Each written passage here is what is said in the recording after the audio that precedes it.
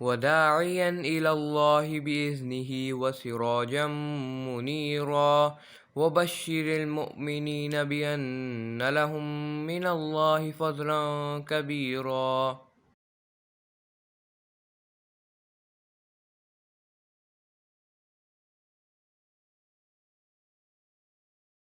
نحمده ونصلي على رسوله الكريم اما بعد فاعوذ بالله من الشيطان الرجيم بسم الله الرحمن الرحيم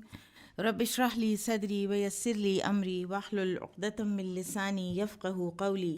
رب زدني علما اللهم فقهنا في الدين اللهم إني أسألك إيمانا لا يرتد ونعيما لا ينفد ومرافقة محمد صلی اللہ علیہ وسلم فی اعلیٰ جنت الخلد آمین یا رب العالمین۔ انشاءاللہ آج ہم حدیث نمبر 2469 سے شروع کریں گے، اور حدیث 2468 دراصل ہم نے پوری ڈیٹیل میں پڑھ لی تھی، اور یہ اسی حدیث سے ریلیٹڈ ایک اور حدیث امام بخاری لائے ہیں، اور پچھلی حدیث طویل تھی اور واقعہ ایلا کے بارے میں تھی، اس میں بہت سے فوائد تھے جو ہم نے پڑھے، اور مینلی حدیث کتاب المظالم میں امام بخاری اس لیے لائے ہیں کہ تاکہ یہ ثابت کر سکیں کہ بالا خانہ بنانا جائز ہے، ملٹی سٹوریڈ بلڈنگز بنانا جائز ہے، اور لیکن اس میں کسی پڑوسی کو نقصان نہیں پہنچانا چاہیے، نہ ہی اس کی پریویسی کو انویڈ کرنا چاہیے۔ حدیث 2469 قال حدثني ابن سلام قال اخبرنا الفزاري عن حميد الطويل عن انس رضی اللہ عنہ قال آلا رسول اللہ صلی اللہ علیہ وسلم، علیحدگی اختیار کی، ایلا اس کو کہتے ہیں، اور ہم سورۃ البقرہ میں پڑھ آئے ہیں کہ اللہ سبحانہ وتعالیٰ فرماتے ہیں للذین یؤلون من نسائہم تربص اربعۃ اشہر، کہ وہ لوگ جو اپنی بیویوں سے ایلا کرتے ہیں، سپریشن کرتے ہیں کسی ناراضگی یا کسی مصلحت کے تحت، تو اس کی میکسیمم مدت کتنی ہے؟ 4 مہینے۔ تو رسول اللہ صلی اللہ علیہ وسلم نے علیحدگی اختیار کی من نسائہ، اپنی بیویوں سے، شہرن، 1 مہینہ، وکانت انفکت قدمہ، اور آپ صلی اللہ علیہ وسلم کے پاؤں کا جوڑ نکل گیا تھا یا موچ آ گئی تھی، فجلس فی علیۃ، اور آپ صلی اللہ علیہ وسلم بیٹھ گئے ایک بالا خانے میں، لہو جو ان کا تھا، یعنی آپ کا اپنا تھا۔ یہ ساری بات پیچھے ہو چکی ہے۔ فجاء عمر، تو آئے عمر رضی اللہ عنہ، فقال، تو پوچھا، اطلقت نساءک، کیا آپ نے طلاق دے دی اپنی بیویوں کو؟ فقال لا، تو آپ صلی اللہ علیہ وسلم نے فرمایا نہیں، ولکنی، لیکن میں نے، آلیت، علیحدگی اختیار کی ہے، منہن، ان سے، شہرن، 1 مہینہ، فمکث 29، تو آپ صلی اللہ علیہ وسلم رکے رہے اسی بالا خانے میں 29 دن، ثم نزل، پھر آپ وہاں سے اترے، فدخل علی نسائہ، پھر اپنی بیویوں کے پاس تشریف لائے۔ اب اس روایت میں علیہ کا لفظ آیا ہے جو کہ بالا خانے کے لیے استعمال ہوتا ہے، پچھلی روایت میں مشربہ کا لفظ آیا تھا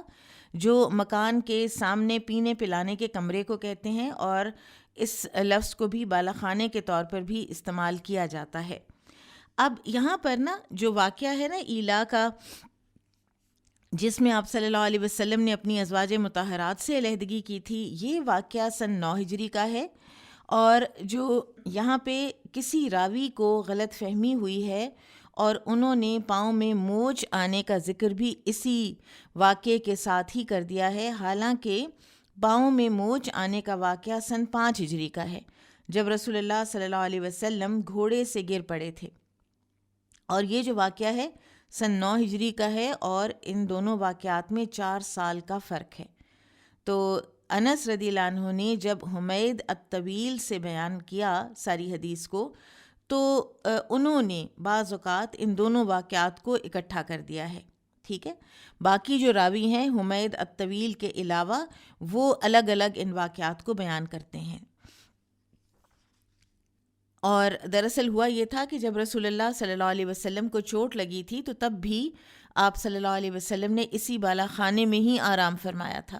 اور صحابہ کرام آپ صلی اللہ علیہ وسلم کی تیمارداری کے لیے تشریف لاتے تھے، اور آپ اسی کمرے میں نمازیں بھی ادا کرتے رہے تھے۔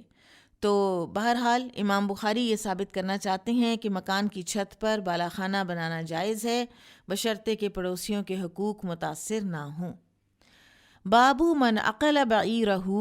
جس نے باندھا اپنا اونٹ علی البلاط، بلاط ایک جیسے میدان ہوتا ہے جس کے اندر کوئی جیسے ٹائلڈ فلور ہو یا جیسے کوئی سنگریزے بچھا دیے جائیں کہ لوگوں کے چلنے میں آسانی ہو جائے، او باب المسجد، یا مسجد کے دروازے پر، یعنی کیا وہاں پر مسجد کے باہر جو کوٹ یارڈ ہے کیا اس کی سائڈ پر کوئی اونٹ وغیرہ باندھا جا سکتا ہے، کوئی پارکنگ وغیرہ کی جا سکتی ہے، یا مسجد کے دروازے پر پارک کیا جا سکتا ہے۔ قال حدثنا مسلم قال حدثنا ابو عقیل قال حدثنا ابو المتوکل الناجی قال اتیت جابر بن عبد اللہ رضی اللہ عنہما قال، ابو المتوکل کہتے ہیں کہ میں جابر بن عبداللہ رضی اللہ عنہما کے پاس آیا تو انہوں نے کہا، دخل النبی صلی اللہ علیہ وسلم المسجد، کہ نبی صلی اللہ علیہ وسلم مسجد میں تھے، مسجد میں تشریف فرما تھے، فدخلت الیہ، تو میں بھی داخل ہوا آپ کے پاس، میں بھی گیا، وعقلت الجمل، اور باندھ دیا میں نے اونٹ، فی ناحیت البلاط، ایک کنارے میں، ایک کونے میں، ایک گوشے میں، البلاط مسجد کے پتھروں سے بچھے ہوئے فرش کے ایک کونے میں، یعنی کوٹ یارڈ کے ایک کونے میں۔ فقلت، تو میں نے کہا، ھذا جملک، یہ رہا آپ کا اونٹ۔ اور یہ ساری کہانی پیچھے گزر چکی ہے کہ کیسے جابر بن عبداللہ سے نبی صلی اللہ علیہ وسلم نے وہ اونٹ خریدا۔ فخرج، اور پھر آپ باہر تشریف لائے، فجعل یطیف بالجمل، پھر آپ لگے اونٹ کے پاس گھومنے، یعنی آپ نے گھوم کر اونٹ کو دیکھا۔ قال، پھر فرمایا، الثمن والجمل لک، قیمت اور اونٹ دونوں تمہارے ہیں۔ اور دراصل آپ صلی اللہ علیہ وسلم نے سیدنا جابر رضی اللہ عنہ کی مدد کرنی چاہی تھی، اور کس طرح سے مدد کی کہ پہلے اس اونٹ کو خریدا اور خرید کر اپنی ملکیت بنایا، پھر قیمت بھی ان کو دی، پہلے تو خریدا نا تو قیمت دے دی، اور پھر اس کے بعد اونٹ بھی ان کو واپس دے دیا کہ یہ دونوں چیزیں لے جاؤ۔ اب یہاں پر مسجد نبوی سے بازار تک کا جو فرش تھا وہ پتھروں کا بچھا ہوا تھا، اور اسی کو بلاط کہا کرتے تھے۔ اور امام بخاری کا مقصد یہ ہے کہ مسجد کے دروازے یا اس کے متصل بازار میں کسی ہنگامی ضرورت کے پیش نظر کوئی اونٹ یا کوئی جانور وغیرہ باندھا جا سکتا ہے۔ اگر وہ کسی کا نقصان کر دے تو مالک پر تاوان نہیں ہوگا، لیکن اگر ہنگامی صورتحال کے علاوہ بھی کسی نے عادت ہی بنا لی ہے کہ وہ ادھر آ کے پارک کرتا ہے تو پھر یہ جائز نہیں ہے، ٹھیک ہے۔ ایمرجنسی یا ارجنسی کا اور ہوگا رول، اور عادت بنا لینے کا رول اور ہوگا۔ پھر اگر کسی کو کوئی نقصان ہوتا ہے تو وہ اس کا ذمہ دار ہوگا۔ اب یہاں پر اگر آپ ترجمۃ الباب دیکھیں تو وہ ہے او باب المسجد، امام بخاری نے مسجد کے دروازے کا بھی ذکر کیا ہے، لیکن حدیث میں یہاں پر اس حدیث میں دروازے کا کوئی ذکر نہیں۔ تو ابن حجر کہتے ہیں کہ ایک اور ترک سے ایک حدیث میں آتا ہے جس میں مسجد کے دروازے کا بھی ذکر ہے، تو اس لیے امام بخاری نے ترجمۃ الباب میں او باب المسجد بھی کہہ دیا ہے۔ یہاں پر آپ کے پارکنگ ایشوز اور پارکنگ رولز کے بارے میں آپ کو بہت کچھ پتہ چلتا ہے کہ نمبر 1، وہ جگہیں جہاں پر نو پارکنگ کا سائن لگا ہو تو وہاں پر اگر کوئی پارک کرتا ہے تو اس پر جرمانہ لگے گا، وہ ظلم ہے۔ یہ کتاب المظالم میں آئی ہے نا حدیث، ٹھیک ہے۔ پھر اگر جہاں پر نو پارکنگ کا بورڈ تو نہیں ہے لیکن جنرلی وہ جگہ پارکنگ کے لیے استعمال نہیں ہوتی ہے تو وہاں پر ایمرجنسی میں تھوڑی دیر کے لیے پارک کرنا تو درست ہے، لیکن اگر کوئی عادت ہی بنا لیتا ہے تو پھر یہ درست نہیں ہے۔ فار ایگزامپل آپ دیکھیے کہ آپ خدا نخواستہ ایمرجنسی میں ہاسپٹل گئے ہیں اور ہاسپٹل کے دروازے کے سامنے، ایمرجنسی کے گیٹ کے سامنے آپ نے گاڑی روکی ہے کیونکہ آپ کو مریض کو فوراً نکالنا ہے وہاں سے، تو تھوڑی دیر کے لیے آپ نے پارک کر لی ہے اور پھر مریض کو نکالا ہے، اندر بھیجا اور پھر اپنی گاڑی وہاں سے ہٹا لی ہے، تو یہ علیحدہ بات ہے۔ لیکن اگر کوئی عادت بنا لیتا ہے اور اپنی اتھارٹی کو مس یوز کرتا ہے اور اسی دروازے کے آگے پارکنگ کرنی شروع کر دیتا ہے تو وہ غلط ہے، اس کو اس کے اوپر جرمانہ لگے گا اور لگنا چاہیے، ٹھیک ہے۔ تو جن جگہوں پر پارکنگ آتھورائزڈ ہوگی تو وہاں پر تو کسی انسان کے اوپر پارک کرنے میں کوئی جرمانہ نہیں ہوگا، لیکن جہاں پر پارکنگ آتھورائزڈ نہیں ہے وہاں پر ایمرجنسی میں پارک کرنے کی اور بات ہے، اور عادت بنا لینے کو جرم قرار دیا گیا ہے، ظلم قرار دیا گیا ہے، اور اس پر اس کو تاوان بھی لگ سکتا ہے اگر کسی کو کوئی نقصان پہنچے۔ مثلاً فٹ پاتھس ہیں، فٹ پاتھس پر اگر کوئی بندہ آ کر اپنی گاڑی پارک کر دیتا ہے، فٹ پاتھ کے اوپر تو گاڑی پارک نہیں کرنی چاہیے، تو اگر کوئی کر دیتا ہے اور ادھر سے ایک بلائنڈ آ گیا، فار ایگزامپل کوئی اندھا آ گیا ہے، اور یا پھر کوئی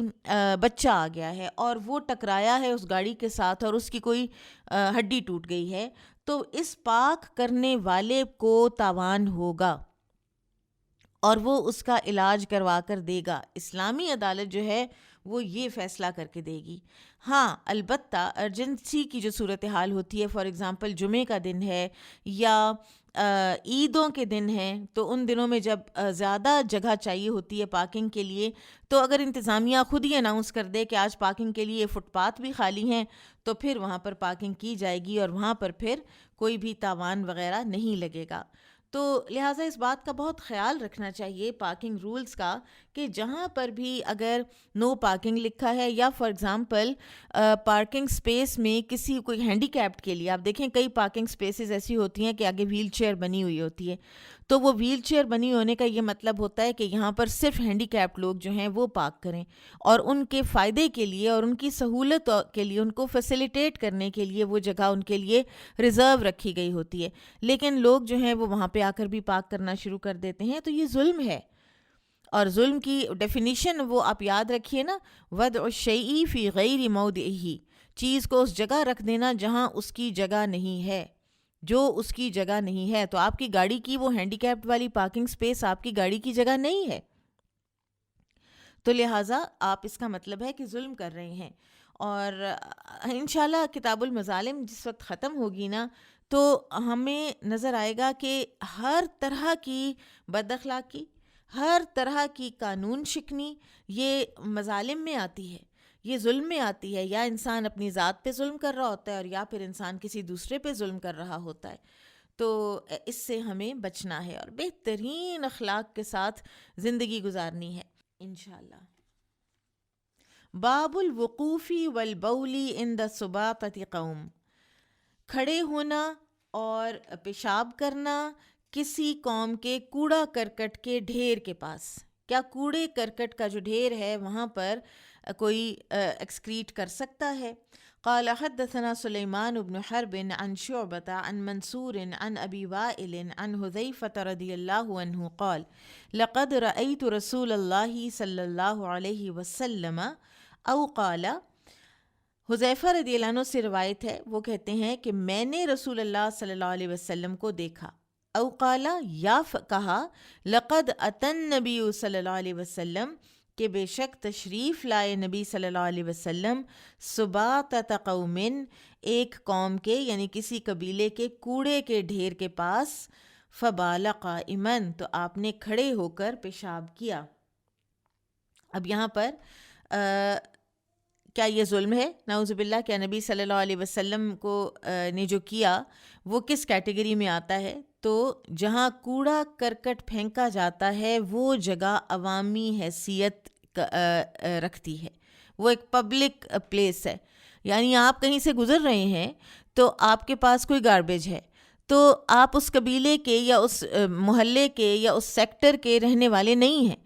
اب آپ جو اپنا گاربیج ہے وہ آپ کسی کے گھر کی دیوار کے اندر تو نہیں پھینک سکتے کہ یہ گھر والے ہیں یہ خود ہی اٹھا کے میرا گاربیج پھینک دیں گے، ہاں، لیکن آگے جا کر اگر کوڑے کا کوئی ڈھیر یا کوڑے کا کوئی ڈرم آتا ہے تو پھر آپ یہ نہیں سوچیں گے کہ یہ تو ان لوگوں کا ہے، یہ تو قبیلے کا ہے، یہ تو اس سیکٹر کے لوگوں کے کوڑے کا ڈرم ہے تو میں اس میں نہیں پھینک سکتا، تو ایسا کرنے کی ضرورت نہیں ہے کیونکہ وہ ایک پبلک پراپرٹی ہے، وہ کسی میں بھی آپ ڈال سکتے ہیں، یہاں تک کہ جیسے بعض ایریاز جو ہیں نا یہاں لاہور وغیرہ میں، تو گھروں کے باہر ایک وہ جنگلہ سا، وہ ایک ریکوائرمنٹ ہے کہ وہ گاربیج کے لیے وہ جو جنگلہ ہے اس کے اندر کوڑا کرکٹ جو ہے وہ ڈالا جا سکتا ہے. تو اس میں بھی اگر کسی کو کوئی ایمرجنسی ہو نا کہ وہ اس کو کوئی پھینکنے کی جگہ مل ہی نہیں رہی ہے اور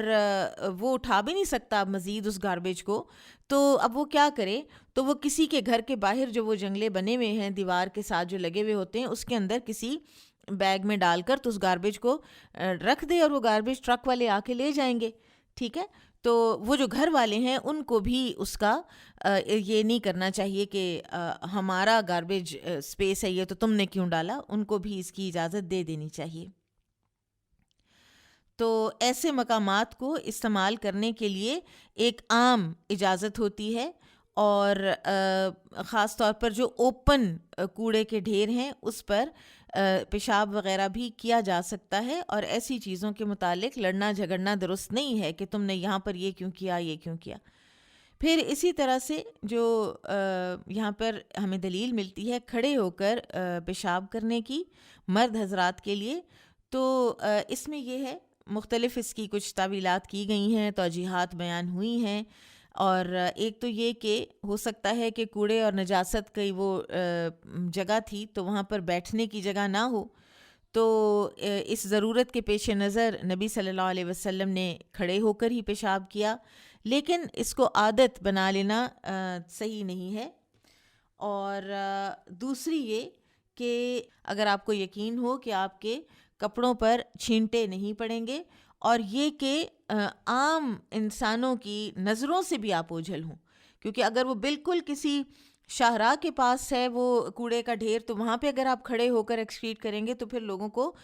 نظر آئے گا، اور وہ ان کے لیے بہت ہی ایک تکلیف کا باعث ہوگی اور ایک بے پردگی کا اور عار کا یہ باعث ہے. ٹھیک ہے، تو لہٰذا کسی مجبوری کے تحت اور اپنے پردے کا خیال رکھتے ہوئے کھڑے ہو کر پیشاب کیا جا سکتا ہے کسی کوڑے کے ڈھیر وغیرہ پر، تو یہ ظلم نہیں ہوگا. بابو من اخذ الغصن، جس نے اٹھائی ٹہنی، وما یؤذی الناس، اور کوئی ایسی چیز جو لوگوں کو ایذا پہنچاتی ہے، فی الطریقی، راستے میں، فرما بھی، اور اس کو پھینک دیا، یعنی راستے سے اٹھا کر کسی خاردار جھاڑی کو، کسی ایسی پھسلن والی چیز کو، کیلے کے چھلکے کو اٹھا کے ایک سائڈ پہ کر دیا کہ کوئی اور جو ہے وہ پھسلے نہیں یا کسی اور کو کانٹا نہ چبھے، تو یہ بھی ایک بہت ہی اعلیٰ معیار کی نیکی ہے. اور اگر یہ اعلیٰ معیار کی نیکی ہے تو اس کی جو ضد ہے کہ نہ صفائی کرنا، آپ دیکھ رہے ہیں کہ راستے میں کانٹے دار یا خاردار کوئی چیز پڑی ہوئی ہے تو پھر بھی آپ اس کو ایک سائڈ پہ نہیں کرتے کہ میرا کیا کام ہے، یا آپ کی انا آڑے آ جاتی ہے یا آپ کی لاپرواہی آڑے آ جاتی ہے طبعی، تو پھر اس سے لوگوں کو کتنا نقصان ہوتا ہے. اور پھر یہ کہ نہ ہٹانا تو دور کی بات، ہم خود وہاں پر پھینکیں ایسی چیزیں، جیسے پچھلی دفعہ یہ کیلوں کی بات ہوئی تھی، ٹائر پنکچر کی دکانوں والے جو سڑکوں پر پھیلاتے ہیں، تو یہ کرنا گناہ ہے. اگر راستے سے کوئی ایسی چیز ہٹانا ثواب ہے ایذا رساں، تو ایسی چیز پھینکنا راستے میں پھر گناہ ہے. قال حدثنا عبد الله بن يوسف قال أخبرنا مالك عن سمي عن أبي صالح عن أبي هريرة رضي الله عنه أن رسول الله صلى الله عليه وسلم قال، رسول اللہ صلی اللہ علیہ وسلم نے فرمایا، بینما رجل، اس اسنا میں کہ ایک آدمی، یمشی، جا رہا تھا، چل رہا تھا، بطریق، ایک راستے پر، وجد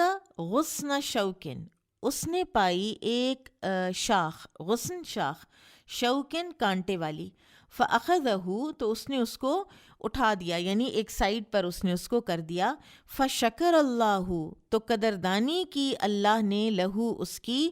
فغفر لہو، تو بخش دیا اس کو. ٹھیک ہے، تو امام بخاری نے یہاں یہ عنوان قائم کر کے بتایا ہے کہ لوگوں کی تکلیف کے باعث چیزوں کو اٹھا کر دور کر دینا اجر و ثواب کا کام ہے. اللہ تعالیٰ کی مخلوق کو آرام پہنچانا کہ ایسا نہ ہو کہ کسی کے پاؤں میں چبھ جائے، آپ دیکھیں کہیں کوئی سیفٹی پن کھلی ہوئی ہے اور پڑی ہوئی ہے، یا اسی طرح کے اور کئی قسم کے جو ہے نا اس کے اندر آ جاتے ہیں۔ ہر جگہ پر لوگوں کو جو شر پہنچانے والی چیزیں ہیں ان کو دور کر دینا باعث اجر و ثواب ہے۔ یہاں پر میں ایک تھوڑی سی بات کروں گی جس کو زیادہ ایکسپلیسٹ انداز میں بیان کرنا بھی طبیعت کے خلاف ہوتا ہے، کہ ہمارے پبلک ٹوائلٹس ہم ان کو کس طرح استعمال کرتے ہیں، ہم وہاں سے نکلتے ہوئے کس حال میں ان کو چھوڑ کے آتے ہیں۔ یہ ایک قوم کا بہت بڑا اس کے ظالم اور ظالم نہ ہونے کے کا ایک معیار معلوم ہوتا ہے، کہ کسی کی پرواہ ہی نہیں آپ کو کہ پیچھے بعد میں آنے والا جو ہے وہ کیا سوچے گا یا اس پر کیا گزرے گی۔ تو انسانی ہمدردی جو ہے وہ اسی کا نام ہے، اور یہی اسلام کی تعلیمات کا خلاصہ ہے کہ آپ لوگوں سے شر والی چیزوں کو دور کریں، ٹھیک ہے۔ اور اس سے یہ بھی معلوم ہوا کہ چھوٹے سے چھوٹے عمل کو بھی حقیر نہیں سمجھنا چاہیے، ممکن ہے کہ وہی انسان کے نجات کا ذریعہ بن جائے اللہ تعالیٰ کے ہاں۔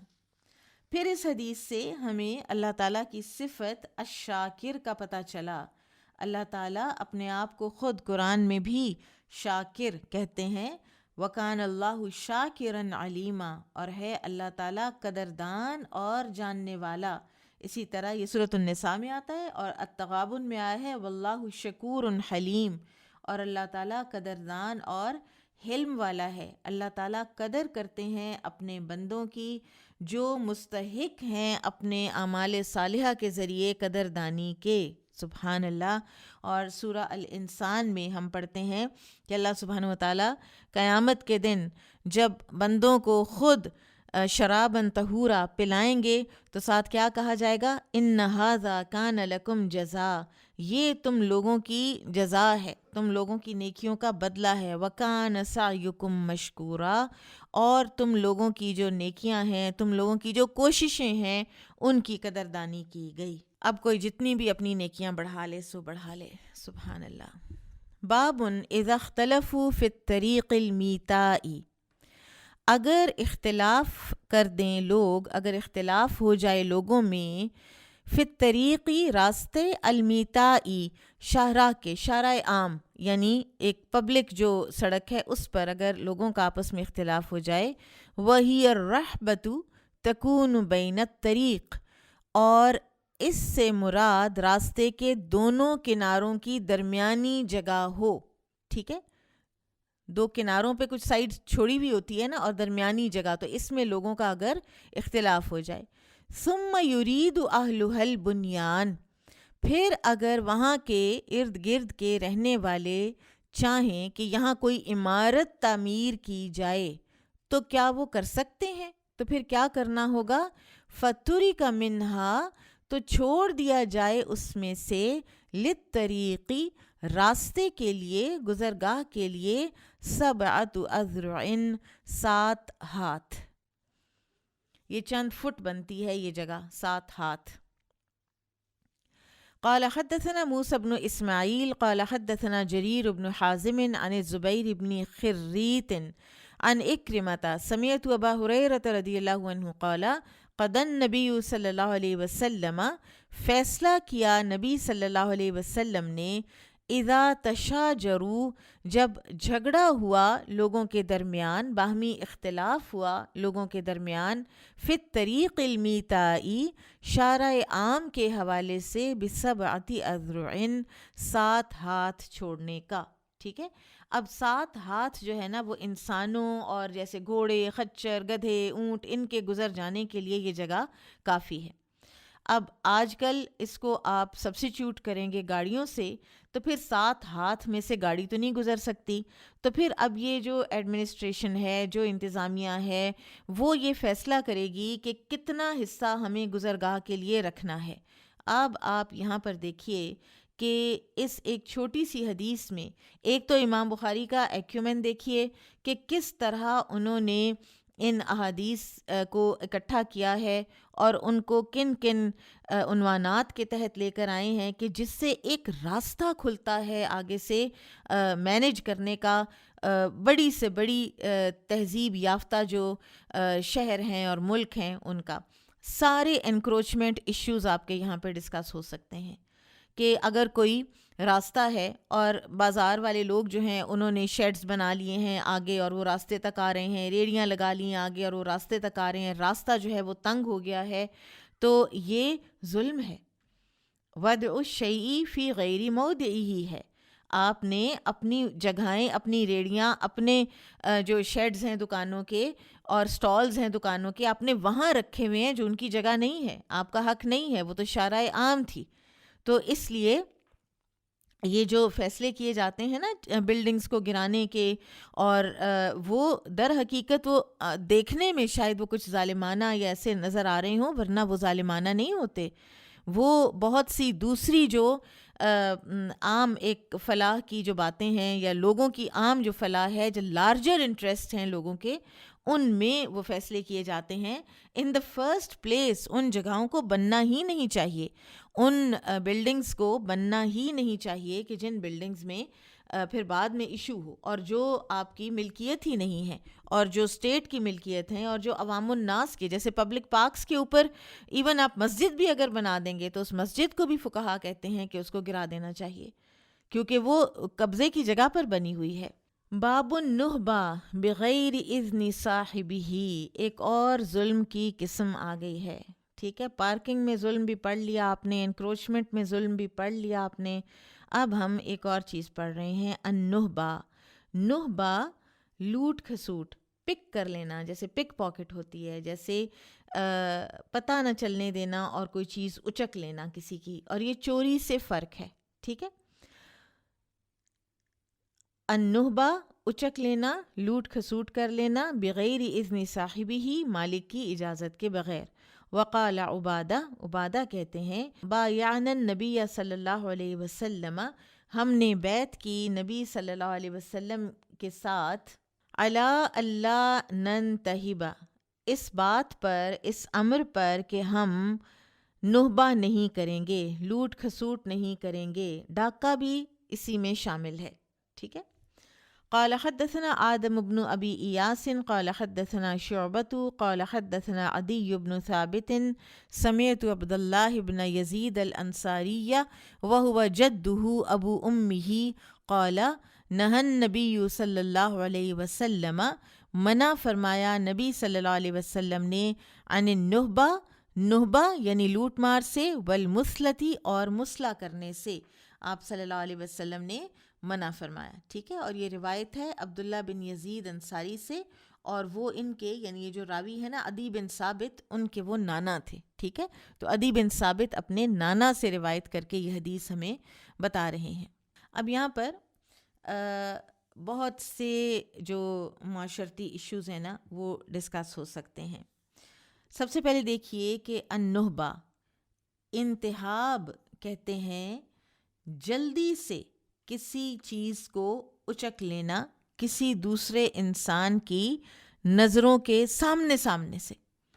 یعنی ایک تو ہوتی ہے نا چوری کہ چیز بندے نے انڈر لاک اینڈ کی رکھی ہوئی ہے، وہ بندہ وہاں موجود نہیں ہے اور پیچھے سے اس کو نکال لیا جائے، وہ ایک فرق چیز ہے۔ نہبہ فرق چیز ہے، انسان موجود ہے، مالک موجود ہے، اور اس کو چکمہ دے کے یا زوراوری کر کے اس کی چیز جو ہے وہ اٹھا لینا، بغیر اذن صاحبہ، اس کی اجازت نہ ہو، اس نے اجازت نہیں دی، کیونکہ اگر اس نے اجازت دے دی تو پھر تو بالکل ایک فرق ہو جاتا ہے نا اس کا حکم، پھر تو وہ جرم رہتا ہی نہیں ہے۔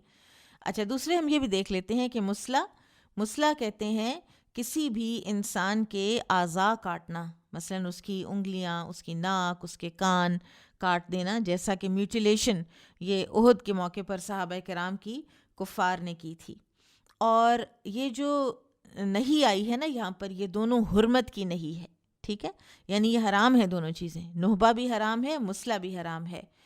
اور مسلح کے حوالے سے ایک اور چیز بھی ہمیں یاد رکھنی چاہیے کہ مسلح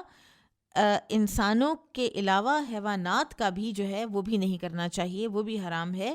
کیونکہ نبی صلی اللہ علیہ وسلم نے فرمایا کہ اللہ تعالیٰ نے احسان کرنا ہر چیز کے لیے واجب کیا ہے۔ فَإِذَا قَتَلْتُمْ فَأَحْسِنُوا الْقِتْلَةَ، جب تم ذبح کرو جانور کو تو اس کو بھی احسان کے ساتھ، بڑے اچھے طریقے کے ساتھ ذبح کرو اور اس کو کم سے کم تکلیف پہنچاؤ، ٹھیک ہے۔ اچھا، اب نہبہ جو ہے اس کو کیسے ڈیفائن کیا گیا ہے کہ جس انسان کی وہ چیز ہے نا، جو مالک ہے، وہ اس کو غافل کیا جائے اور اس کو غافل کر کے کوئی چیز اچک لی جائے، ٹھیک ہے؟ اور اگر اس کو ڈاکے میں لے کر جائیں گے تو پھر گن پوائنٹ پر فار ایگزامپل کوئی چیز کسی کی ڈرا دھمکا کے اس کی لے لی جائے۔ اب مثال کے طور پر ایک آدمی ایک شاپ پہ جاتا ہے اور شاپ کیپر کا سٹال ہوتا ہے، پیچھے اس کی چیزیں لگی ہوتی ہیں اور ساتھ ہی ان کے اسٹال کے اوپر کچھ جیسے اسٹریپسلز وغیرہ پڑی ہیں، آپ میڈیکل سٹور میں گئے ہیں، آپ کہتے ہیں مجھے فلیجل دے دیں، مجھے اینٹی بائیوٹک چاہیے، مجھے فلیجل دے دیں۔ وہ دکاندار مڑا ہے، وہ پیچھے گیا ہے آپ کے لیے فلیجل کا باکس لانے کے لیے، آپ نے اسٹریپسلز کا ایک پتا اٹھا کے فٹافٹ اپنے پرس میں ڈال لیا۔ یہ نہبہ ہے، ٹھیک ہے؟ یہ نہبہ کی ایک قسم ہے۔ پھر یعنی اچک لینا اس کے سامنے ہی، وہ دیکھ بھی رہا ہے، وہ غافل بھی نہیں ہے، اور ذرا سا وہ ادھر ادھر ہوا ہے اور چیز اس کی جو ہے وہ اٹھا لی ہے۔ مجھے بات کرتے کرتے ایک خیال آ گیا ہے، مجھے نہیں پتا کہ یہ نہبہ میں آئے گا ہی یہ، کہ ایک بہت کوئی ایلیٹ قسم کی خواتین تھیں کہ جن کی یہ جو کمیٹی پارٹیاں ہوتی ہیں نا، وہ پارٹی تھی تو وہ کسی ریسٹورنٹ میں گئی ہوئی تھیں، اور ریسٹورنٹ بھی بہت مہنگا والا وہ ریسٹورنٹ تھا ادھر لاہور کا، اور ایک جو خاتون تھیں انہوں نے بالکل نیا ایک سولیٹیئر خریدا تھا ڈائمنڈ، اور وہ دکھا رہی تھیں اپنی فرینڈس کو، تو ایک فرینڈ نے کہا دکھاؤ تو صحیح، اس نے اتار کے دکھا دی، اور اس نے اتار کے دکھائی تو وہ ایسے جیسے انسان پہن کے دیکھنا شروع کر دیتا ہے۔ اور یہ خاتون جو ہیں جن کا تھا، یہ کھانا ڈالنے گئیں، کھانا ڈال کے واپس آئیں تو انہوں نے ان خاتون کو کہا کہ میری انگوٹھی دو، تو انہوں نے کہا کون سی انگوٹھی، میرے پاس تو کوئی انگوٹھی نہیں ہے، تم کس انگوٹھی کی بات کر رہی ہو؟ تو وہ اتنا ہنگامہ ہوا، لیکن لاسٹ جو مجھے پتا تھا کہ وہ کچھ نہیں، ان کو نہیں ملا تھا، لیکن اللہ عالم کے بعد میں پھر کیا ہوا ہوگا۔ لیکن یہ جو ہے، یہ صرف یہ نہیں ہے کہ یہ چھوٹی چھوٹی یہ اسٹریپسلز اور یہی چیزوں میں ہوتا ہے، بلکہ یہ بہت سے لوگ ایسے کہ جو کبھی ہم سمجھتے ہیں کہ وہ سوچ ہی نہیں سکتے اس طرح کرنا، وہ بھی کر لیتے ہیں۔ پھر اسی طرح سے آپ دیکھیں کہ جو نہبہ ہے اس کی سزا کیا ہے۔ اب اس کی سزا جو ہے نا وہ چوری والی نہیں ہے،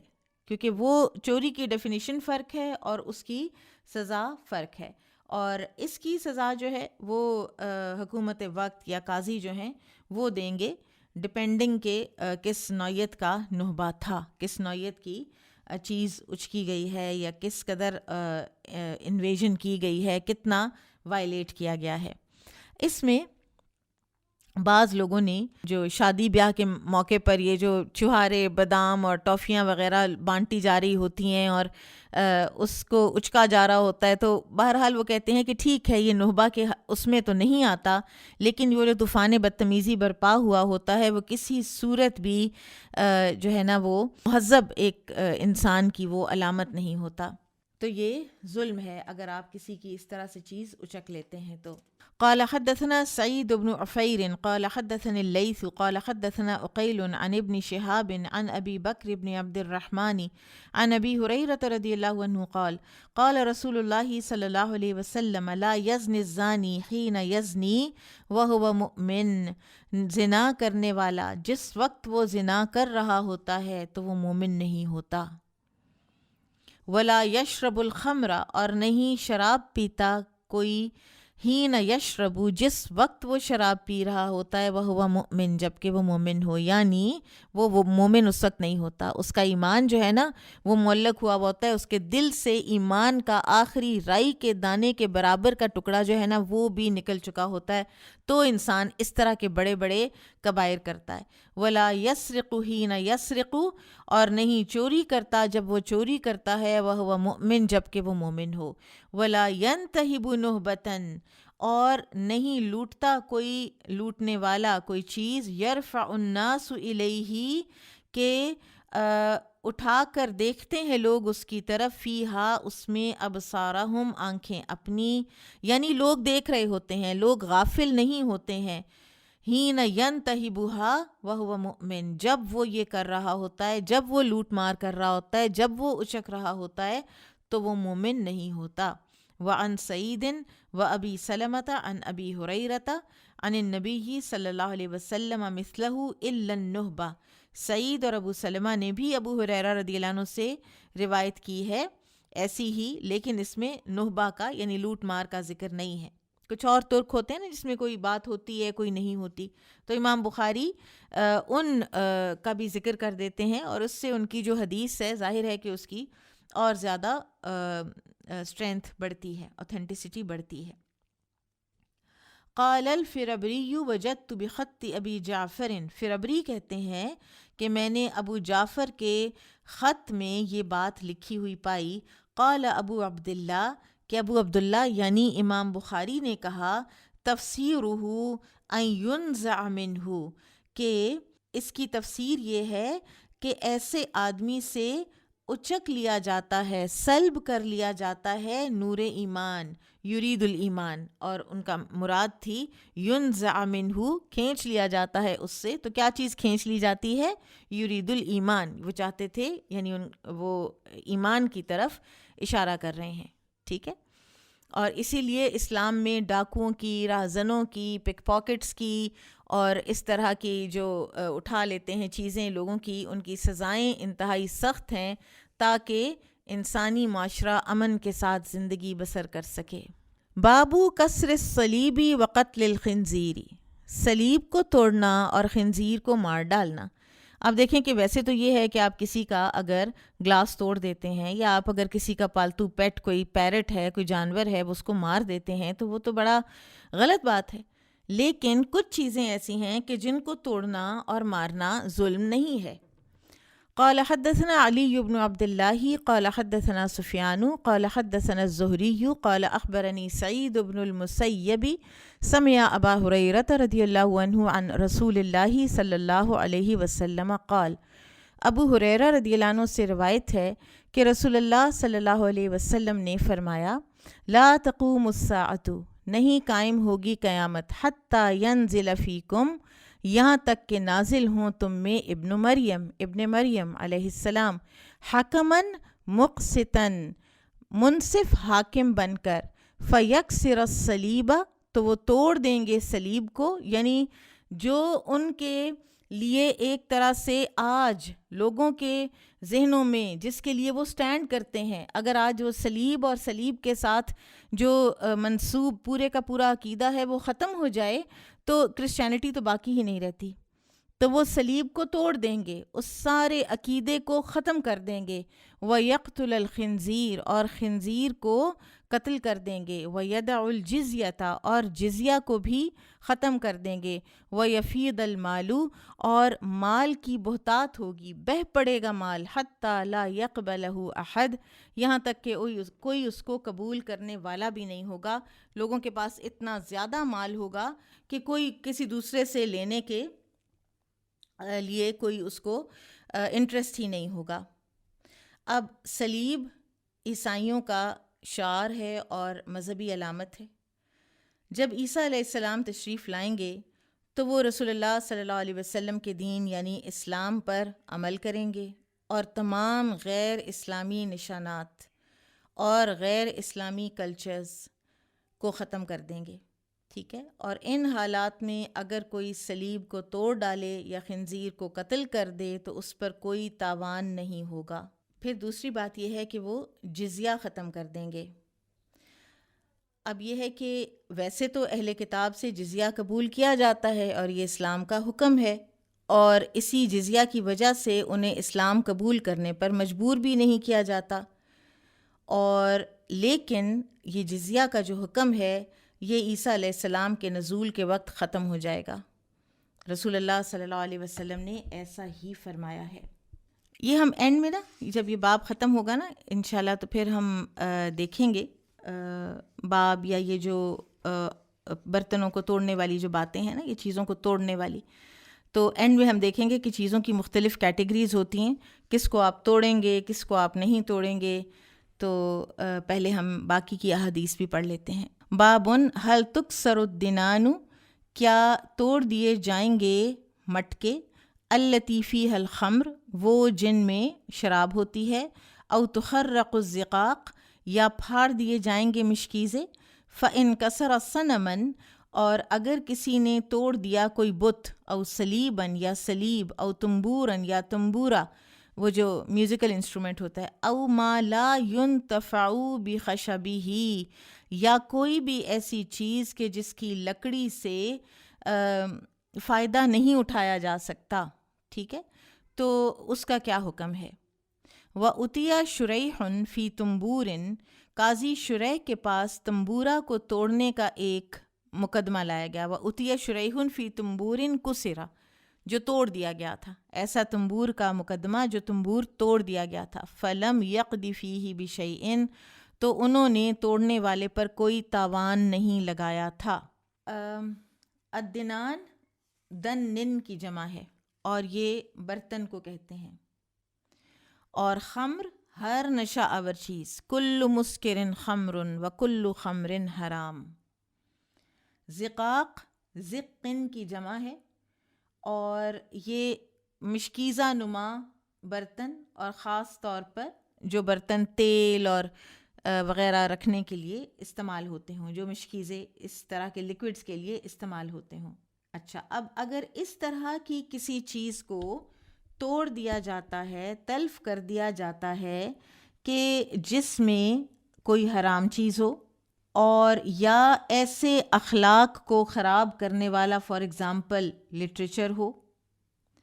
یا شرکیہ عقائد کی ضامن کوئی ایسی چیز ہو جیسے صلیب، تو ان چیزوں کو توڑنے کا کوئی تاوان نہیں ہے. ایسے ورک فار ایگزامپل جن کے اوپر فحش لٹریچر لکھا ہوا ہے اور ان کا کوئی آپ اور فائدہ اٹھا ہی نہیں سکتے، تو ان کو پھاڑ دینا، ریزہ ریزہ کر دینا یا جلا دینا جائز ہے، اور یہ ظلم نہیں ہے، اس پر کوئی تاوان نہیں ہے. اگر کوئی پیج ہے جس کے آدھے پیج پر فحش لٹریچر لکھا ہوا ہے، باقی کے اوپر کوئی فائدہ مند چیز ہے، تو پھر فحش والی جو حصہ ہے اس کو تلف کیا جائے گا، اور باقی کو جو غیر محرم ہے، جو حرام نہیں ہے، اس کو باقی رکھا جائے گا. اسی طرح جیسے اگر ہم آج کے دور میں دیکھیں تو جیسے ریڈیو ہے، ٹیلی ویژن ہے، ٹیپ ریکارڈر ہے، تو ان چیزوں کو توڑ دینا جائز نہیں ہے. اور اگر ان چیزوں کو کوئی اس لیے توڑے کہ میں اب بہت نیو بورن ایک مسلم بن گئی ہوں یا بن گیا ہوں تو میں ان کو اب توڑ دوں، تو یہ درست نہیں ہے، اس کا تاوان ہوگا. اس لیے کہ یہ چیزیں کسی بھی طریقے سے استعمال ہو سکتی ہیں. ضروری تو نہیں کہ یہ صرف گانے بجانے اور لہو و لعب کے لیے استعمال ہوں، یہ قرآن سننے کے لیے بھی استعمال ہو سکتی ہیں، یہ ڈاکیومنٹریز دیکھنے کے لیے بھی استعمال ہو سکتی ہیں، یہ خبر سننے کے لیے بھی استعمال ہو سکتی ہیں، ایجوکیشن کے لیے بھی استعمال ہو سکتی ہیں. ٹھیک ہے، اسی طرح اگر ایک گلاس ہے اور اس کے اندر شراب ہے، تو اگر کوئی اس گلاس کو توڑ دیتا ہے تو اس گلاس کا تاوان اس کو لگے گا، لیکن شراب کی قیمت کا کوئی تاوان اس کو نہیں لگے گا. دیکھیے کہ جیسے پیچھے جو ہم نے دیکھا ہے ترجمۃ الباب، اس میں آپ دیکھیے کہ امام بخاری نے جو آخری جملہ لکھا ہے، او ما لا ينتفع بخشبہ، جس کی لکڑی سے کوئی اور فائدہ بھی نہیں اٹھایا جا سکتا. جس کو اب تو دیکھیں ریسائکلنگ کا بھی ایک کانسیپٹ آ گیا نا. ٹھیک ہے، اب تو پیپر، پلاسٹک، ہر چیز ریسائکل بھی ہو جاتی ہے. تو اگر تو کوئی چیز ریسائکل ہو جائے تو پھر اس کو توڑنے کی بجائے اس کو ریسائکلنگ میں ڈال دینا چاہیے. ٹھیک ہے، جو فی نفس ہی حرام نہیں ہے. فار ایگزامپل ایسا کاغذ جس کے اوپر کچھ ایسا لکھا ہوا ہے. لیکن اگر ریسائکلنگ کی آپشن موجود نہ ہو تو پھر ایسی چیزوں کو کہ جن کو ادروائز آپ فائدہ اٹھا ہی نہیں سکتے،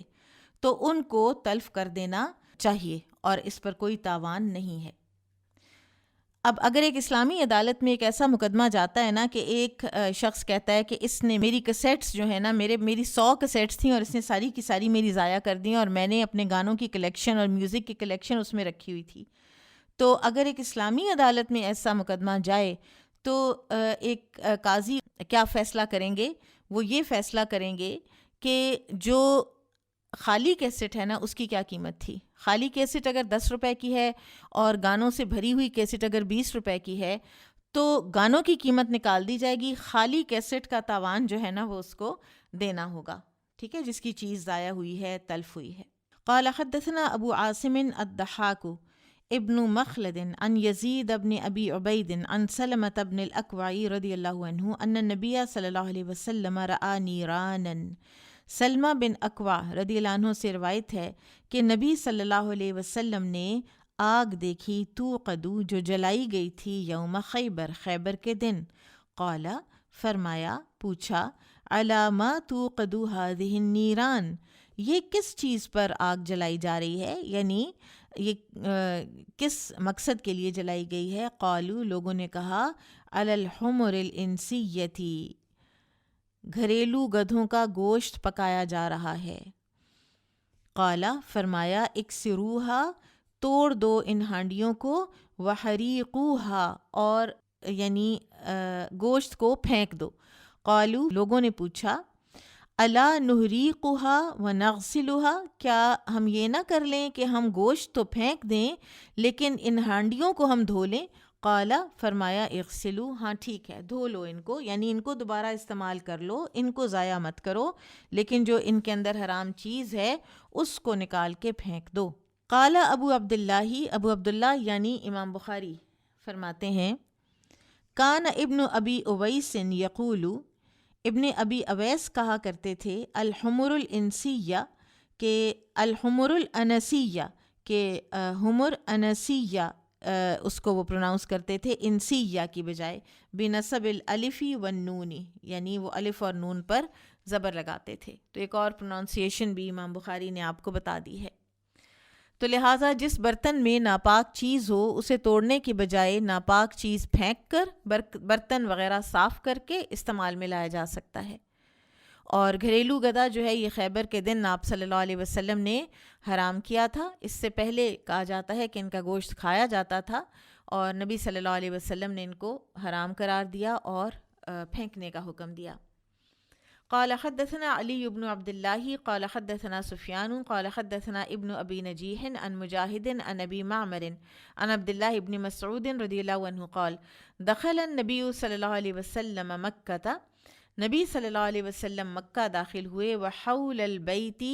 360 نصبا اور اس دن کعبہ کے گرد 360 بت نصب تھے. فجعل تو آپ لگے یطعنھا ان کو چوک دیتے تھے آپ، یعنی آپ ان کو ایک پشک دیتے تھے بعود ایک لکڑی سے فی یدی جو آپ کے ہاتھ میں تھی. وجعل یقول اور آپ فرما رہے تھے جاء الحق وزہق الباطل الآیہ آخر آیت تک کہ حق آ گیا اور باطل مٹ گیا. ان الباطل کان زہوقا اور باطل تو ہے ہی مٹنے والا. یعنی رسول اللہ صلی اللہ علیہ وسلم نے اپنی چھڑی سے ان کو مارا، انہیں زمین پر گرا دیا، اور اس عمل سے بتوں کی اور ان کے پجاریوں کی رسوائی مقصود تھی. اور اس بات کا بھی اظہار تھا کہ یہ بت خود اپنے آپ کو نفع یا نقصان پہنچانے کی طاقت نہیں رکھتے تو یہ دوسروں کو کیا فائدہ دے سکتے ہیں. اور یہی وجہ ہے کہ اللہ سبحانہ و تعالیٰ نے جہنم کا ایندھن پتھروں کو بھی بنایا ہے تاکہ مشرکین کی مزید رسوائی ہو کہ ان کے معبود ان کے ساتھ جہنم کا سامان بنے ہوئے ہیں. تو دوسرے اس بات سے اس حدیث سے یہ پتہ چلتا ہے کہ خلاف شرع آلات ضائع کر دینا جائز ہے. ہاں البتہ ان کا جو میٹیریل ہے وہ کسی اور شکل و صورت میں تبدیل کرنا جائز ہے، آلات موسیقی کا بھی اور کسی بھی ایسی سیمنٹڈ چیز یا لوہے کی چیز یا لکڑی کی چیز، ٹھیک ہے. اور اگر بت سونے چاندی کے ہوں تو انہیں توڑنے کے بعد ان کے ٹکڑوں کی خرید و فروخت بھی کی جا سکتی ہے. قال حدثني ابراہیم بن المنذر قال حدثنا انس بن عیاد عن عبید اللہ بن عمر عن عبد الرحمن بن القاسم عن ابیہ القاسم عن عائشہ رضی اللہ عنہا عائشہ رضی اللہ عنہا سے روایت ہے انہا کانت اتخذت علی صحوۃ لہا سترا فیہ تماثیل. سبحان اللہ. انہا کانت کہ عائشہ رضی اللہ عنہا کہتی ہیں کہ انہوں نے اتخذت علی صحوۃ لہا یعنی لٹکایا، ٹھیک ہے، لٹکایا مفہوم ہے اتخذت کا یہاں پر، کہ انہوں نے اپنے حجرے کا جو دروازہ تھا اس پر لٹکا دیا سترن ایک پردہ، فیہ تماثیل اس میں تھیں تصویریں. فہتکہ النبی صلی اللہ علیہ وسلم تو پھاڑ ڈالا اس کو نبی صلی اللہ علیہ وسلم نے. فاتخذت تو انہوں نے عائشہ رضی اللہ عنہا نے بنا لیے منہ اس کے نمرقتین 2 تکیے گاؤ تکیے بنا لیے. فکانتا فی البیتی اور وہ ان کے گھر میں رہے. یجلسو علیہما اور آپ صلی اللہ علیہ وسلم ان پر بیٹھا بھی کرتے تھے. یعنی آپ دیکھیے کہ پردہ جو تھا نا وہ ایک تعظیم ٹائپ کی ایک جگہ تھا نا, گھر کے دروازے کے باہر لٹکا ہوا پردہ ہے, ٹھیک ہے. اب جب اس کو کاٹا اور اس کو تکیے بنایا, وہ زمین پر رکھ دیے, وہ پیروں تلے روندے گئے, ان کے ساتھ ٹیک لگائی گئی. تو ایسی جو ذرا تھوڑی حد تک والی کوئی استعمال کی جو طریقہ ہے اس میں پھر استعمال کرنے میں کوئی حرج نہیں ہے, ٹھیک ہے. تو ہمیں چاہیے کہ ہم اپنے گھروں میں جاندار تصاویر کے پردے نہ لٹکائیں بلکہ انہیں ختم کر دیں, اور اگر لامحالہ ضرورت ہے تو پھر ان کو رگز کے طور پر اور ایسی توہین آمیز جگہ پر استعمال کریں کہ وہ ٹریمپل ہوئیں, پاؤں ان کے اوپر آئیں اور وہ پھر ویئر آؤٹ ہو جائیں. اب یہاں پر یہ چیزوں والی بات ختم ہو گئی, ٹھیک ہے. تو اس میں آپ دیکھیے کہ چیزوں کو آپ 4 قسموں پر تقسیم کر سکتے ہیں. چیزوں کو 4 قسموں پر تقسیم کیا جا سکتا ہے. نمبر 1, وہ چیزیں کہ جن کا حرام ان کے اندر سے نکل سکتا ہی نہیں ہے تو ان کو توڑنے پر کوئی تاوان نہیں ہے. مثلاً میوزیکل انسٹرومنٹس, نہ ان کی لکڑی کو فائدہ دیتی ہے. گٹار ہے تو اس کی اسٹرنگز کیا فائدہ دیں گی, ہاں اگر دیتی ہیں تو کر لیں استعمال, ٹھیک ہے. تو اس پر کوئی تاوان نہیں ہے. نمبر 2, وہ چیزیں کہ جن کو آپ استعمال کر سکتے ہیں حرام میں انڈلج کیے بغیر, جن میں حرام ہو سکتا ہے لیکن آپ ان کو استعمال حرام کے بغیر بھی کر سکتے ہیں. For example television, radio, ٹھیک ہے. ان کو توڑنا جائز نہیں ہے. نمبر 3, وہ چیزیں کہ جن کے اندر پایا جانے والا حرام ان کو تلف کیے بغیر ختم ہو ہی نہیں سکتا. مثلاً شراب ہے, ٹھیک ہے, تو بہا دی گئی تھی. مثلاً گدھوں کا گوشت ہے تو وہ پھینک دیا گیا تھا. اسی طرح سے جیسے کوئی ریٹن لٹریچر ہے, کوئی فحش, کوئی حیاسوز ایسی چیزیں ہیں کہ وہ پھر آپ اس کو تلف کر دیں گے اور اس کے اوپر کوئی تاوان نہیں ہے. اور چوتھی وہ چیزیں ہیں کہ جن کے اندر سے ان کی یعنی جو حرام ہے اس کو نکال کر پھر دوبارہ سے ان کو استعمال کیا جا سکتا ہے. فار ایگزامپل ایک کیسٹ ہے, کیسٹ ہوا کرتی تھی نا, تو کیسٹ پر سے ڈیلیٹ بھی ہو جاتی ہیں نا چیزیں, ٹھیک ہے. وہ آپ اسی کیسٹ کو دوبارہ بھروا لیتے ہیں. تو کسی میوزیکل کیسٹ کے اوپر آپ پھر اگر آپ اب چھوڑنا چاہتے ہیں میوزک, آپ نے چھوڑ دیا, ارادہ کر لیا, اور آپ اس کو جا کے دیتے ہیں کہ اسی کیسٹ کے اوپر مجھے قرآن لگا دو, تو اس کی حرمت جو ہے وہ حلت میں تبدیل ہو جائے گی, ٹھیک ہے. تو ایسی چیزوں کو بھی تلف نہیں کرنا چاہیے کہ جن کو حلال کے طور پر بھی استعمال کیا جا سکتا ہے ان کا حرام نکالنے کے بعد. اب آگے چلتے ہیں. بابو من قاتل دون مالہ, جو شخص اپنے مال کی حفاظت کے لیے لڑتا ہے. قال حدثنا عبد الله بن يزيد قال حدثنا سعيد هو ابن أبي أيوب قال حدثني أبو الأسود عن إكرمة عن عبد الله بن عمرو رضی اللہ عنہما قال سمعت النبی صلی اللہ علیہ وسلم یقول, نبی صلی اللہ علیہ وسلم کو میں نے یہ فرماتے ہوئے سنا, من قتل دون مالہ, جو مارا گیا اپنے مال کی حفاظت کرتے ہوئے, فہو شہید, تو وہ شہید ہے. تو امام بخاری کا مقصد یہ ہے کہ انسان کو یہ ظلم برداشت نہیں کرنا چاہیے کہ اس کا مال لوٹ کھسوٹ کر کے لے جایا جا رہا ہے. اس کو اپنے مال کا دفاع کرنا چاہیے, کیونکہ اگر وہ قتل ہو گیا تو وہ درجہ شہادت پر فائز ہوگا.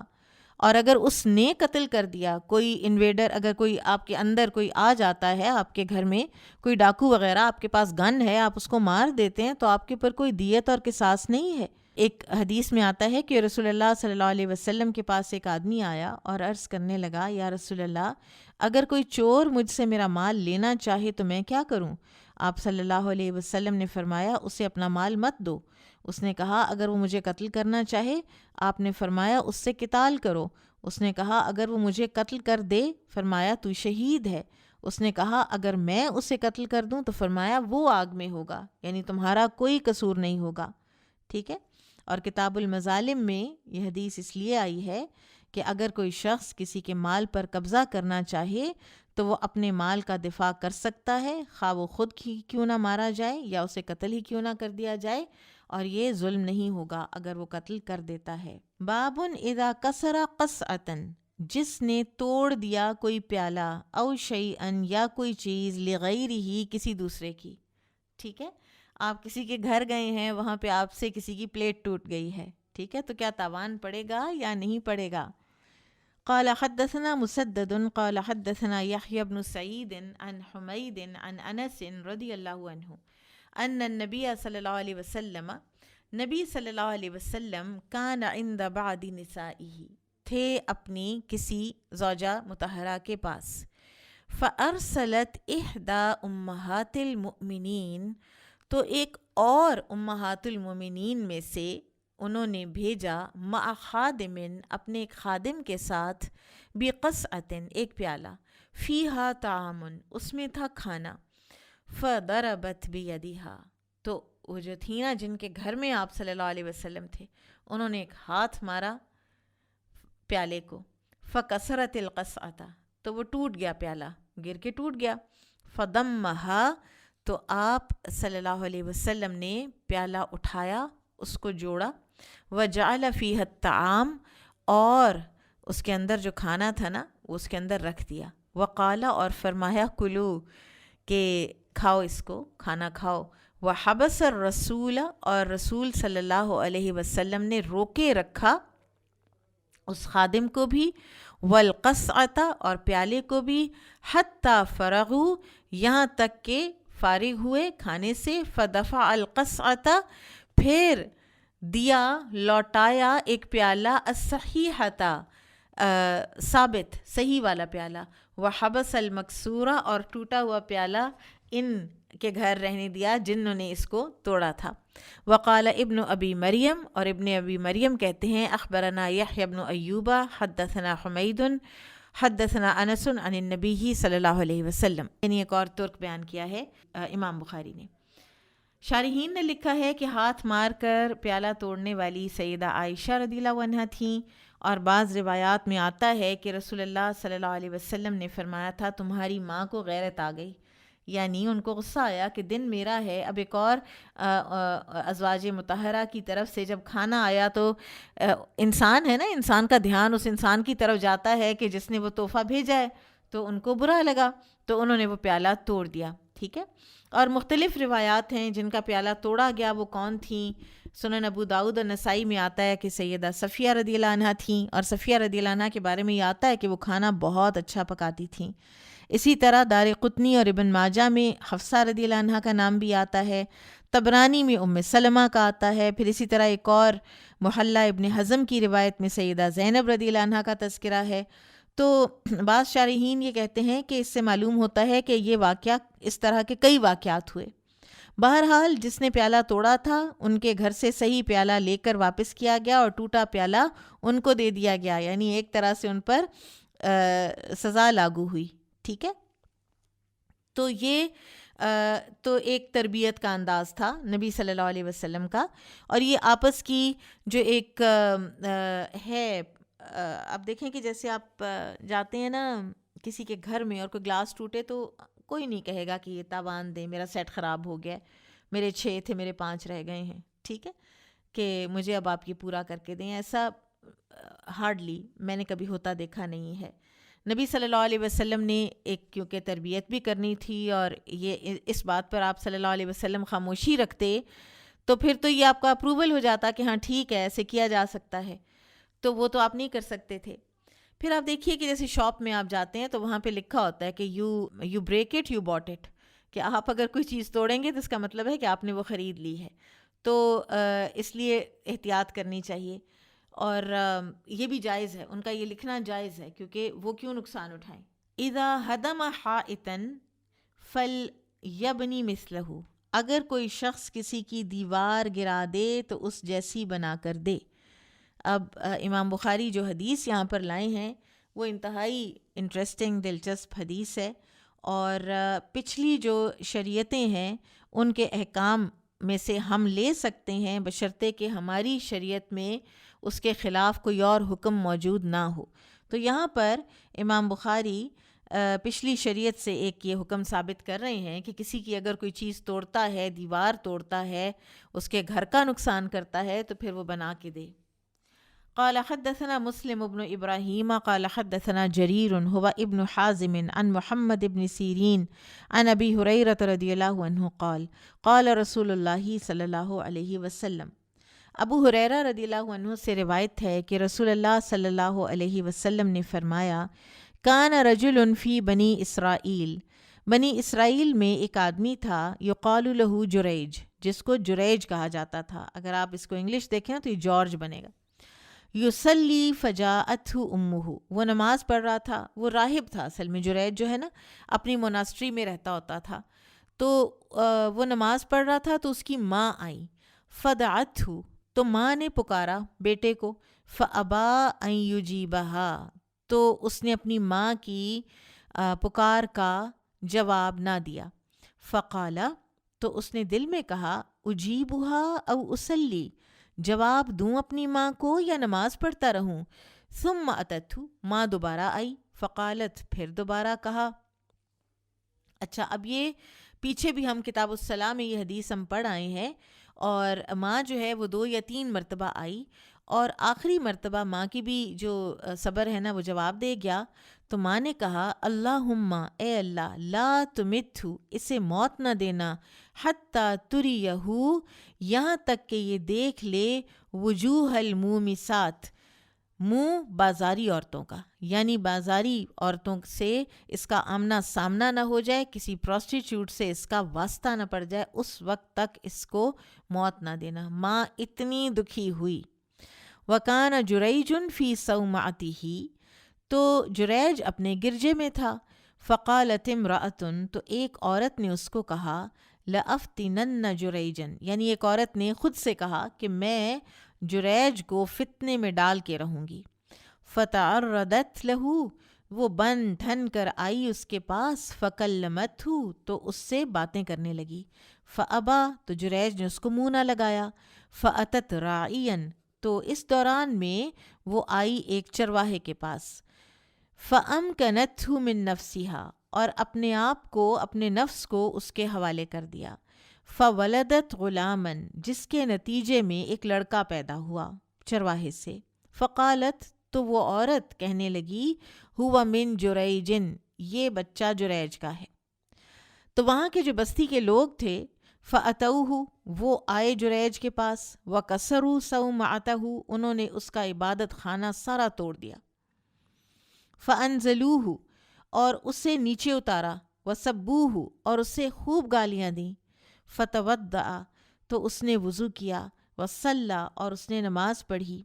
ثُمَّ أَتَى الْغُلَامَ، پھر وہ بچے کے پاس آیا، نیو بورن بچے کے پاس آیا، فَقَالَ، کہنے لگا جریج، من ابو کا یا غلام، اے لڑکے تیرا باپ کون ہے؟ قال الراعی، تو وہ نومولود بچہ جو ہے وہ بول اٹھا کہ میرا باپ فلاں چرواہا ہے۔ قالو، اب تو وہ جو لوگ تھے وہ قائل ہو گئے جریج کے، کہنے لگے، نبنی صومعتک من ذہب، ہم تمہارا چرچ دوبارہ بنا دیتے ہیں، ہم تو تمہیں سونے کے پانی سے بنا ہوا چرچ بنا دیں گے، ہم تو تمہیں سونے کا چرچ بنا دیتے ہیں۔ قال لا، جریج نے کہا نہیں، الا من طین، میرا مٹی والا ہی واپس مجھے بنا دو۔ تو راہب جو ہے نا، رہبانیت گو کہ انہوں نے خود ایجاد کی تھی، اور پھر اس کی پوری طرح سے نگہداشت بھی نہیں کر سکے تھے۔ عموماً جو لوگ تھے وہ رہبانیت کو نبھا نہ سکے، کچھ لوگوں نے نبھائی تو انہوں نے اجر پایا، حالانکہ یہ اللہ تعالیٰ کی طرف سے